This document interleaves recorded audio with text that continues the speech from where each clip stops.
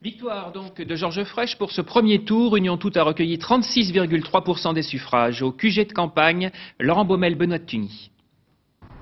Cela fait bientôt 2 heures que les bureaux de vote sont fermés. Au 5e étage de son bunker, le maire de Montpellier, Georges Frêche, s'est enfermé à double tour avec ses plus fidèles collaborateurs et les présidents des partis de l'Union. Seuls les très proches ont accès à l'étage. Pour les autres et la presse notamment, c'est l'attente qui commence. Alors que ses deux principaux adversaires se sont montrés exprimés, Georges Frêche, malgré ses 12 points d'avance, reste invisible. Par superstition peut-être, pour tout contrôler surtout. À 23 h enfin, le vainqueur sans surprise du premier tour arrive à son QG de campagne. Quelques applaudissements discrets, des remerciements feutrés également. Georges Frêche est déjà entre les deux tours.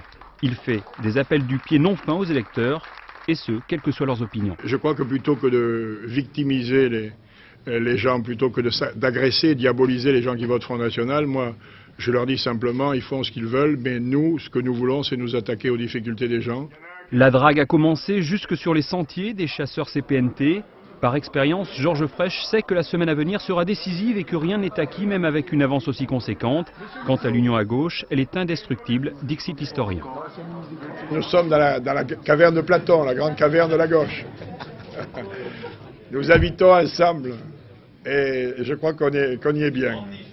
Écoutez, il n'y a pas eu, je prends un témoin mes collègues, il n'y a pas eu un mot plus haut que l'autre depuis 3 mois qu'on fait campagne ensemble. Oui, c'est ça qui nous a étonné aussi de votre part.